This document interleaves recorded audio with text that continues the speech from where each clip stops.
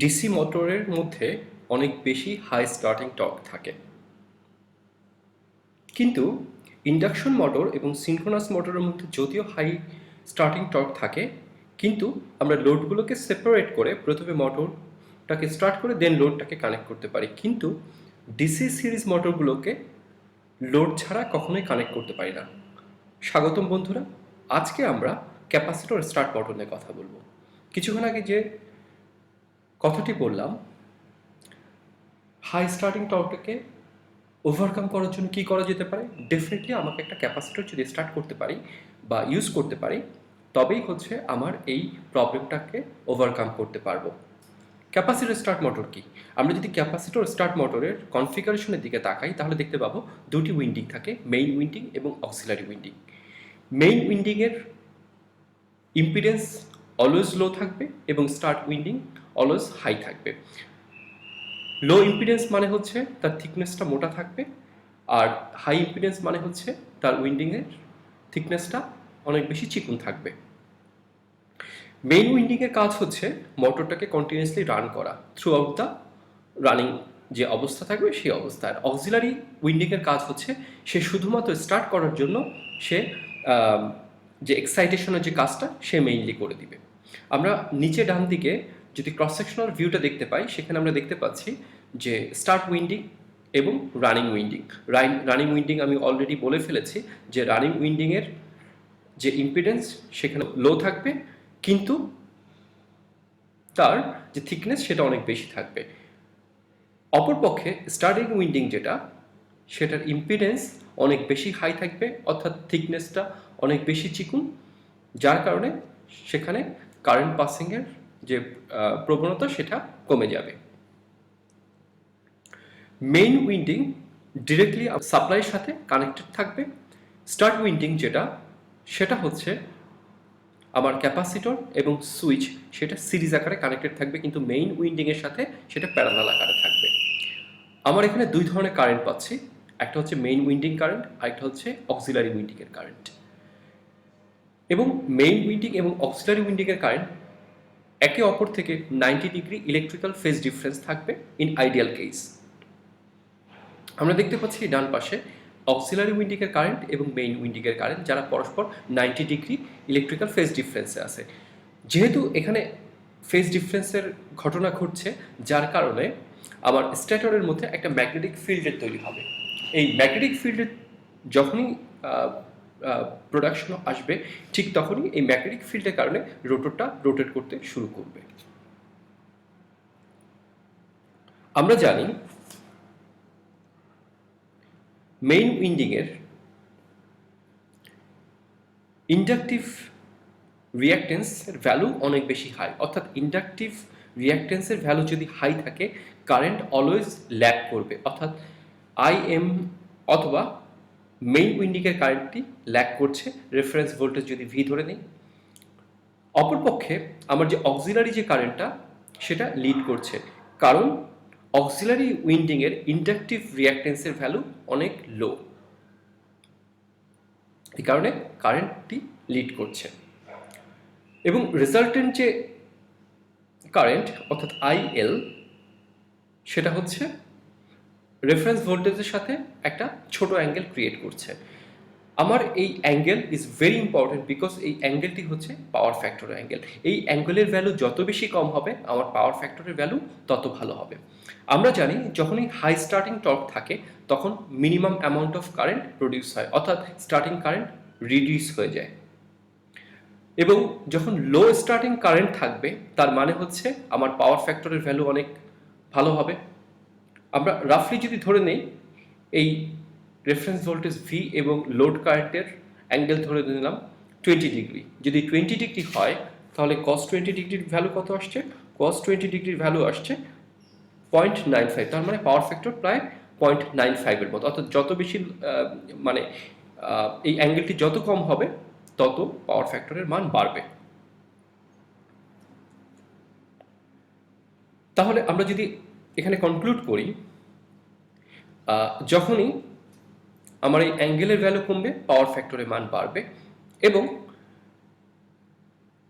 Starting টর্কটা যদি high হয় তাহলে আমার যে লাইন কারেন্টটি বা স্টার্টিং যে কারেন্টটি সেই কারেন্টের ভ্যালুটা আমার মিনিমাম হয়। যখনই মিনিমাম কারেন্ট হবে তখন আমার বেটার এফিসিয়েন্সি এবং বেটার পাওয়ার ফ্যাক্টর আমরা পাবো। আমরা সাধারণত জানি ক্যাপাসিটর স্টার্ট মোটরে ক্যাপাসিটরটি ব্যবহার করা হয় মেইনলি কারেন্টটাকে লিড করার জন্য। যেহেতু আমরা বলেছি হাই স্টার্টিং টর্কে মিনিমাম অ্যামাউন্ট অফ কারেন্ট থাকে, সেজন্য আমার বেশি পরিমাণ কারেন্ট দরকার। সেই জন্য হচ্ছে আমার একটা হাই স্টার্টিং টর্কটাকে ওভারকাম করার জন্য কারেন্টকে লিড করতে হবে বাই রেফারেন্সিং ভোল্টেজ, এবং সেজন্য হচ্ছে আমার ক্যাপাসিটরটা, এবং ক্যাপাসিটরটা অবশ্যই অক্সিলারির সাথে সিরিজ আকারে কানেকশন থাকবে। এবং ক্যাপাসিটরের সাথে একটি সুইচ থাকবে, সেন্ট্রিফিউগাল সুইচ, যেটা আমার অক্সিলারি উইন্ডিংয়ের সাথেও সিরিজ আকারে থাকবে। অর্থাৎ এই সুইচটি যখন বন্ধ করে দেওয়া হবে তখন আমার ক্যাপাসিটরের অপারেশন এবং আমার এই অক্সিলারি উইন্ডিংয়ের যে এক্সাইটেশনের জন্য যে ব্যবহার করা হয় সেই দুটো অপারেশন আউট অফ ফেজে চলে যাবে, অর্থাৎ আর কাজ করবে না। কখন? যখন আমার রেটেড স্পিড থেকে 75 থেকে 80% স্পিড চলে আসবে তখনই হচ্ছে আমার এই সেন্ট্রিফিউগাল সুইচ অটোমেটিক্যালি অফ হয়ে যাবে। আমরা পরবর্তীতে এর পরের সিরিজ যখন করব ভিডিওতে আমরা সেন্ট্রিফিউগাল সুইচ অ্যানিমেশন আকারে দেখানোর চেষ্টা করব, এবং সেন্ট্রিফিউগাল সুইচ এক্স্যাক্টলি কীভাবে কাজ করে সেটা নিয়ে আমরা বিস্তারিত পরের সেশনে আলোচনা করব। তাহলে যেটা বলছিলাম, এই ক্যাপাসিটর মোটর ক্যাপাসিটর ব্যবহার করা হচ্ছে হাই স্টার্টিং টর্কটাকে ওভারকাম করার জন্য, এবং যেহেতু আমার স্টার্টিং টর্কের হাই হওয়ার কারণে minimum amount of starting current থাকে, এই কারণে আমাকে বেশি পরিমাণে বা বেশি ভ্যালুর ক্যাপাসিটর আমাকে ব্যবহার করতে হয়। ক্যাপাসিটর স্টার্ট মোটরে সাধারণত 70 মাইক্রোফ্যারাড থেকে 350 বা 450 মাইক্রোফ্যারাডের ক্যাপাসিটর ব্যবহার করা হয়, ডিপেন্ড অন ম্যানুফ্যাকচারার বা যারা তৈরি করে ক্যাপাসিটর, যারা তৈরি করে মোটর তাদের উপর ডিপেন্ড করবে। আমরা যদি এখন দেখি ক্যারেক্টারিস্টিক্স অফ স্পিড এবং টর্কের সাথে সম্পর্কটা কীরকম, তাহলে দেখব এক্স এক্সিস বরাবর আমরা স্পিড ধরে নিচ্ছি এবং ওয়াই এক্সিস বরাবর আমরা টর্ককে কনসিডার করে নিচ্ছি, এবং আমার যে কার্ভটি আমি পাচ্ছি সেখানে দেখতে পাচ্ছি এন নট এবং এন এস। এখানে এন নট দিয়ে বোঝাচ্ছে যে অবস্থানে আমার সেন্ট্রিফিউগাল সুইচটা অফ হয়ে যাচ্ছে সেই অবস্থায়। কখন? যখন আমার রেটেড স্পিড 75 থেকে 80% হবে। আমি এক্সাম্পল হিসেবে বলতে পারি, আমার কোনো একটি মোটরের রেটেড স্পিড হচ্ছে 1500, তাহলে তার 75 থেকে 80% স্পিড হতে পারে প্লাস 1300 আরপিএম। অর্থাৎ 1300 আরপিএম যখন আসছে তখনই হচ্ছে আমার সুইচটা কাট অফ হয়ে গেছে বা সুইচটা অফ হয়ে গিয়েছে। তারপরে কোনো একটা সময় গিয়ে আমার সিনক্রোনাস স্পিড বা রেটেড স্পিড এখানে চলে আসে। আমি ধরে নিলাম এখানে রেটেড স্পিড ধরে নিলাম 1500, কিন্তু এক্ষেত্রে আমি দেখতে পাচ্ছি শুধুমাত্র আমরা মেইন উইন্ডিংটি ব্যবহার করছি। বাট আমি যদি মেইন উইন্ডিং এবং অক্সিলারি উইন্ডিং দুটিই ব্যবহার করি তখন কি হবে?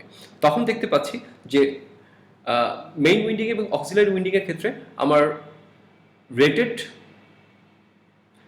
যে স্পিডটা সেটা রিচ করতে পারছে না, প্রথম প্রবলেম। দ্বিতীয় প্রবলেম হচ্ছে আমার যেটা কি বলে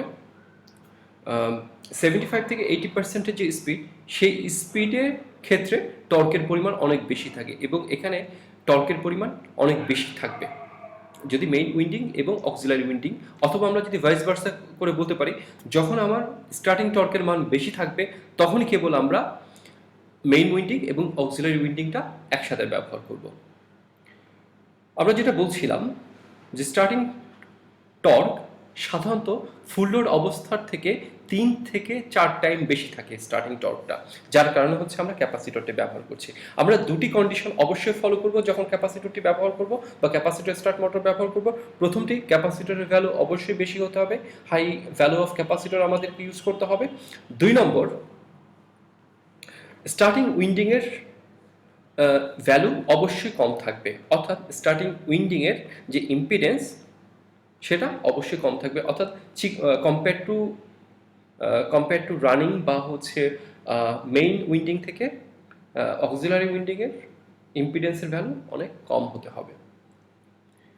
ফরওয়ার্ড এবং রিভার্স ডিরেকশনে কানেকশন করার জন্য বা মোটরটাকে রান করানোর জন্য আমরা মেইন উইন্ডিংটাকে অবশ্যই সাপ্লাইয়ের সাথে ডিরেক্টলি কানেক্ট করতে হবে, এবং অক্সিলারি এবং ক্যাপাসিটরকে সিরিজ আকারে মেইন উইন্ডিংয়ের সাথে প্যারালাল করে রাখতে হবে। রিভার্সের সময় অক্সিলারি উইন্ডিংটাকে সাপ্লাইয়ের সাথে ডিরেক্টলি কানেক্ট করতে হবে, এবং মেইন উইন্ডিং এবং ক্যাপাসিটরটাকে সিরিজ করে অক্সিলারির সাথে প্যারালাল আকারে রাখতে হবে। এখানে ক্যাপাসিটর ব্যবহার করার মূল কারণ হচ্ছে আমার যে অ্যাপ্লাইড যে ভোল্টেজ, সেই অ্যাপ্লাইড ভোল্টেজের সাথে যদি কম্পেয়ার করি কারেন্টটাকে অবশ্যই লিড করতে হবে। কি পরিমাণ মেকানিক্যাল পাওয়ার আমার একটা ক্যাপাসিটর মোটর প্রডিউস করতে পারে সেটা যদি আমরা বের করতে চাই তাহলে আমার ম্যাথমেটিক্যাল ইকুয়েশন হবে Pm = 2 pi RPM into torque divide by 60। এখানে RPM হচ্ছে আমার কি পরিমাণ স্পিডে ঘুরছে, টর্ক হচ্ছে কি পরিমাণ টর্ক আমরা দিচ্ছি, এবং PM মানে হচ্ছে মেকানিক্যাল কি পরিমাণ পাওয়ার প্রডিউস হচ্ছে। আমরা যদি একটা এক্সাম্পল হিসেবে ধরি যে একটা মোটর যার রেটেড স্পিড হচ্ছে 1500, তার টর্ক যখন 0.32 নিউটন মিটার ছিল তখন তার স্পিড হয় হচ্ছে 689, এবং তার টর্ক যখন বৃদ্ধি পেল 1.45 তখন তার স্পিডও বৃদ্ধি পেল। সেক্ষেত্রে আমি N1 এবং τ1 এর ভ্যালু এটা হচ্ছে N2 এবং τ2 এর ভ্যালু হচ্ছে এটা। তাহলে আমরা P1 এবং P2 এর ক্যালকুলেশন করার পর P1 এর ভ্যালু পাবো এটা, P2 এর ভ্যালু পাবো এটা, এবং আমাকে যেটা বের করতে বলছে please calculate the change of mechanical power drawn by the motor, অর্থাৎ কী ধরনের চেঞ্জ আসছে আমার এই দুটো কেসের ক্ষেত্রে সেটা বের করতে বলছে। অর্থাৎ এই পাওয়ার থেকে যদি এই পাওয়ার সাবট্রাক্ট করি অর্থাৎ বিয়োগ করি তাহলে আমরা চেঞ্জ অফ পাওয়ার পাবো হচ্ছে 145.7 ওয়াট। আমরা কোথায় এবং কেন ক্যাপাসিটর স্টার্ট মোটরটি ব্যবহার করছি? ক্যাপাসিটর স্টার্ট মোটরটি ব্যবহার করা হচ্ছে সাধারণত যেখানে অনেক বেশি টর্ক থাকে অর্থাৎ লোডের পরিমাণ অনেক বেশি থাকে সেক্ষেত্রে আমরা ক্যাপাসিটর স্টার্ট মোটরগুলো ব্যবহার করে থাকি। আমরা জানি রেফ্রিজারেটর, কম্প্রেসর, পাম্প, এলিভেটর বা লিফট, কনভেয়ার বেল্টে প্রচুর পরিমাণে লোড থাকে এবং আমরা কখনোই এই লোডগুলোকে বাদ দিয়ে আমরা মোটরটাকে রান করতে পারবো না, যার কারণে আমাকে ক্যাপাসিটরটা ব্যবহার করে সেটাকে রান করতে হবে। আমরা যদি কনক্লুড করতে চাই ক্যাপাসিটর মোটরে অবশ্যই ক্যাপাসিটর ব্যবহার করতে হবে টু লিড দ্য কারেন্ট, এবং ক্যাপাসিটরটাকে এবং সেন্ট্রিফিউগাল সুইচটাকে অবশ্যই সিরিজে রাখতে হবে। ক্যাপাসিটর তখনই ডিসকানেক্ট করব বা সুইচটাকে তখনই ডিসকানেক্ট করব যখন আমার রেটেড স্পিডের সাথে 75 থেকে 80% যখন হবে কম্পেয়ার টু ফুল লোড বা রেটেড স্পিডের সাথে। ধন্যবাদ বন্ধুরা।